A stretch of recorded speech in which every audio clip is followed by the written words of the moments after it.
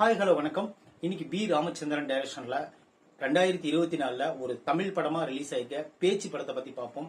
இந்த படத்துல பாத்தீங்கன்னா பாலசரவணன், காயத்ரி இன்னும் நிறைய பேர் நடிச்சிருக்காங்க. இந்த படத்தினோட ஸ்டோரி பாக்குறதுக்கு முன்னாடி நம்ம சேனல்ல நீங்க சப்ஸ்கிரைப் பண்ணிக்கங்க. அப்பதான் நான் போடுற வீடியோ உங்களுக்கு சேரும். இந்த படம் இன்னைக்கு ஓடிடில ரிலீஸ் ஆயிருக்கு.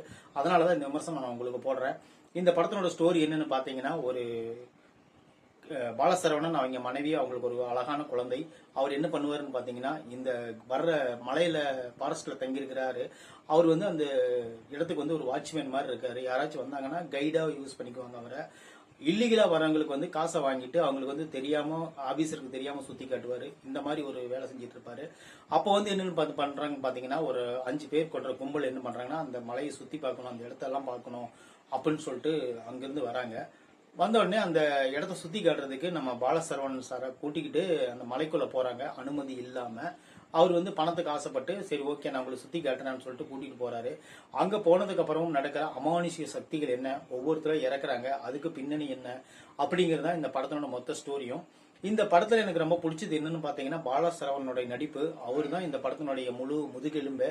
அந்த அளவுக்கு முழு ஒத்துழைப்போட நடிச்சிருக்காரு. இன்னொரு விஷயம் என்னன்னு பாத்தீங்கன்னா, இந்த படத்தினுடைய ஸ்டோரி, அதாவது ஒரு கும்பல் தேவை இருக்கோ இல்லையோ ஒரு காட்டுக்குள்ள போவாங்க. அதுக்கப்புறம் ஒரு கும்பல் கிட்ட மாட்டுவாங்க, இல்லைன்னா ஒரு பேய் கிட்ட மாட்டுவாங்க, இல்லைன்னா அவங்களுக்குள்ளேயே ஏதோ ஒன்று பண்ணிட்டு தற்கொலை பண்ணிக்குவாங்க. இந்த மாதிரி சீன் தான் காட்ட முடியும் ஒரு பேய் படம்னா.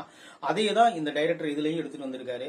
இன்னொரு விஷயம் என்னன்னு பாத்தீங்கன்னா, இந்த படத்தினுடைய மொத்த பிளாட்ஃபார்ம் எல்லாமே வழக்கமா ஹாரர் படம், த்ரில்லர் படம், ஒரு கிரைம் படம்னா இருட்டுல தான் ஆரம்பிப்பாங்க, இருட்டுல தான் நம்மளை பயமுறுத்துவாங்க. ஏன்னா இந்த படத்துல அப்படி கிடையாது. பகல்லையே எல்லா வேலையும் நடக்கும், பகல்லையே எல்லாம் பயமுறுத்துறது, அது எடுத்திருக்கிறது உண்மையிலேயே பாராட்டுத்தக விஷயம்தான்.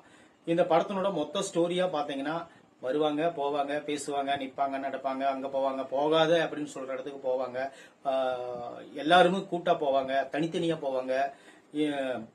பாதி படத்துக்கு இப்படிதான் நடக்கும். என்னன்னா, ஒரு இடத்துக்கு போகணும் அந்த போவாங்க, ஒரு இடத்துக்கு வரணும் அப்படின்னா வருவாங்க. இன்னொரு விஷயம் என்னன்னு பாத்தீங்கன்னா, அதாவது ஒரு ஹாரர் படம் அப்படிங்கறது தெரிவிக்கிறதுக்கே இவங்க இடைவேளை பண்ணிடுவாங்க. அப்படிங்கும்போது மீதி இருக்கிற கொஞ்ச நேரத்துல அவங்க எப்படி பயமுறுத்துறாங்க ஆடியன்ஸ் அப்படிங்கிறது தான். பிளாஷ்பேக் உண்மையிலே பெட்டரா இருந்துச்சு. அந்த பிளாஷ்பேக் கிளைமேக்ஸ்ல ஒரு பெரிய ட்விஸ்டோட முடிச்சிருப்பாங்க. அந்த ஹீரோயினியா வர பொண்ணுடைய பிளாஷ்பேக் வேற லெவல் இருக்கும். அது உண்மையிலே இந்த படத்துல பாராட்ட வேண்டிய விஷயம் தான். அந்த அந்த பிளாஷ்பேக்கையும் அந்த கிளைமேக்ஸையும் கண்டிப்பா யூகிக்க முடியாத ஒரு கிளைமேக்ஸ். இன்னொரு விஷயம் என்னன்னா, இந்த படத்துக்கு 2ஆம் பாகம் லீடு கொடுத்து முடிச்சிருக்காங்க. பாலசரவணன் ஒரே ஒரு ஆளை நம்பி இவ்வளவு பெரிய படத்தை எடுத்திருக்காங்க. உண்மையிலே இந்த படம் ஒரு டைம் பார்க்கலாம். உங்களுக்கு டைம் கிடைச்சா கண்டிப்பா இந்த படத்தை ஒரு டைம் பாருங்க. இந்த படத்துக்கு நம்ம என்ன ஒரு 45 to 50 மார்க் கண்டிப்பா கொடுக்கலாம்னு நினைக்கிறேன். நீங்க பார்த்துட்டு நீங்க சொல்லுங்க. தேங்க்யூ.